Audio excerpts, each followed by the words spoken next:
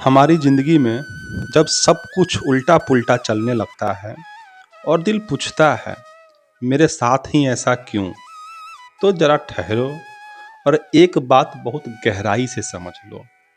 जो होता है ना, वो अच्छे के लिए ही होता है। ये सिर्फ दिलासा नहीं है, ज़िंदगी का नियम है। सोचो, क्या तुम्हें पता है कि कल क्या होगा? नहीं, लेकिन जो तुम नहीं देख सकते, उसे ईश्वर देख रहा है। आज का कष्ट अक्सर आने वाली सुख की तैयारी होता है। जैसे एक बच्चा आग की तरफ बढ़ता है तो माँ उससे डांटकर पीछे खींच लेती है। बच्चे को लगता है माँ बुरी है, लेकिन माँ जानती है अभी नहीं रोका तो वो जल जाएगा। ठीक वैसे ही भगवान भी तुम्हें कुछ लोगों से दूर करता है, कुछ सपनों को तोड़ देता है, क्योंकि वो जानता है अगर ये पूरे हो गए तो तुम अंदर से टूट जाओगे। कभी सोचा है जिसके जाने पर तुम रोए, क्या वे सच में तुम्हें शांति दे रहे थे या सिर्फ आदत बन चुके थे? अक्सर वही चीजें छीनती है जो आगे चलकर जहर बन सकती हैं।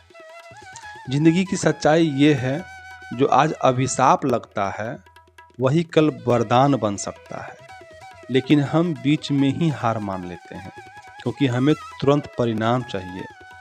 बीज जब जमीन में जाता है तो अंधेरे में दब जाता है। अगर वो बोल पाता तो कहता, मैं खत्म हो रहा हूँ। लेकिन सच ये है, वो जन्म ले रहा है। आज अगर तुम्हें लग रहा है कि सब खत्म हो गया, तो हो सकता है असल में सब शुरू हो रहा हो। अगर अब भीड़ में भी अकेलापन लगता है, पहले जैसी चीज़ों में मज़ा नहीं आता, लोगों से दूरी बनने लगी है, तो समझ लो तुम बदल रहे हो, तुम ऊपर उठ रहे हो। जब आत्मा को ऊंचा उठना होता है तो पहले उसे शोर से दूर किया जाता है। और अगर तुम अब पहले से ज़्यादा सहनशील हो गए हो, छोटी बातों पर टूटना बंद हो गए हो, तो ये कमजोरी नहीं, ताकत का जन्म है। याद रखो, जो सहना सीख जाता है वो संभलना भी सीख जाता है। ईश्वर कभी किसी को खाली हाथ नहीं रखता, लेकिन देने से पहले वो हाथ खाली जरूर करता है। कभी रिश्ते टूटते हैं, कभी पैसे रुकते हैं, कभी रास्ते बंद हो जाते हैं, ताकि तुम्हारी नज़र बाहर से हटकर अंदर जाए। और सोचो, अगर सब कुछ हमेशा सही चलता रहता तो क्या तुम कभी भगवान को याद करते? दर्द इंसान को भगवान के करीब लाता है और उसके करीब होता है, वो कभी छोटा नहीं रहता। इसलिए अगर दिल भारी है तो ये मत सोचो कि तुम्हारे साथ बुरा हो रहा है, ये समझो तुम्हारे लिए कुछ बड़ा तैयार हो रहा है। क्योंकि जो ईश्वर पर भरोसा करता है, उसकी कहानी कभी अधूरी नहीं रहती। याद रखना, ईश्वर देर करता है लेकिन अंधेर नहीं करता। आज तुम बीज हो, कल पौधा बनोगे, फिर वृक्ष, और एक दिन लोग तुम्हारी छांव में सुकून ढूंढेंगे।